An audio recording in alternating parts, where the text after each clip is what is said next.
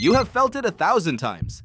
That hollow, restless feeling when nothing needs doing and nothing feels worth doing. You reach for your phone. You open an app you already checked 5 minutes ago. You stare at the ceiling. You call it boredom. But boredom is not a modern invention. It is not something Wi-Fi created. It is something your ancestors felt too. Sitting in firelight, waiting for the rain to stop, staring at the same rock wall for the 1,000th time. And what they did with that feeling changed the entire course of human history. Boredom is older than language. It is older than farming. It may be older than your species itself. And the question of what ancient humans actually did when nothing was happening is not a trivial one. It leads directly to cave paintings, to music, to the invention of ritual, to the beginning of everything we now call culture. The idle mind, it turns out, was not wasted. It was the most productive mind that has ever existed. Here is what that actually means. Start with what boredom actually is. Psychologist John Eastwood at York University has spent years studying the neuroscience of boredom, and his definition is precise. Boredom is not simply having nothing to do.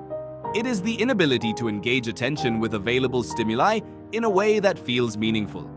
That distinction matters. You can be surrounded by things to do and still be bored. And ancient humans, despite living in a world that required constant vigilance, had long stretches of exactly this. After the hunt, before the next one. In winter, during drought, in the hours between sunset and sleep, their brains were not occupied. And an unoccupied brain is not a quiet brain. Neuroscientists call it the default mode network. It is a set of brain regions that activate specifically when you are not focused on any external task. It generates spontaneous thought, imagination, memory, and self-reflection. It is most active during daydreaming, and it is, researchers now believe, one of the most important systems in the human brain. When your ancient ancestors sat by the fire doing nothing, their default mode network was running at full power. They were not resting. They were creating. The evidence for what they created is still visible today. The oldest known cave art is not a hunting record. It is not a map. It is a red hand stencil on a wall in Sulawesi, Indonesia, dated by archaeologist Maximo Baer and his team to at least 45,500 years ago. Someone pressed their hand against a cave wall and blew pigment around it. There was no survival purpose, no caloric benefit, no strategic advantage. They did it because something in them needed to make a mark. Because an idle mind, looking at a blank surface, reaches for something to fill it with. That hand on the wall is the oldest known proof of what humans do when they have nothing else to do. But cave art was not an isolated impulse.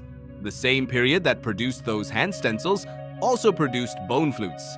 The oldest confirmed musical instrument is a vulture bone flute found in the Hohlfels cave in Germany, dated to around 40,000 years ago. Archaeologist Nicholas Conard, who led the excavation, argued that music played a crucial social role in early human communities. But the raw material for music was boredom. Someone had to sit long enough with a hollow bone to wonder what it sounded like when you blew through it. That wondering is boredom transformed into invention. And then there was storytelling. You cannot find a fossilized story, but you can find the artifacts that stories leave behind. The figurines, the burial rituals, the deliberate arrangement of objects that suggests a mind building a world that did not exist in front of them. Anthropologist Robin Dunbar, famous for identifying the social brain hypothesis and the cognitive limits of human group size, has argued that storytelling and narrative thinking evolved precisely because humans needed a way to manage the complexity of their social worlds, and that this cognitive capacity was exercised most intensely during the idle hours. Not during the hunt, not during danger, during the long, quiet stretches in between. Think about what that means. Every song ever written, every painting ever made, every story ever told, every ritual ever performed. All of it traces back, at some level, to a brain with nothing pressing to do, to a moment of ancient boredom that refused to stay empty. Now think about how that brain handled boredom socially. Ancient humans did not experience boredom alone.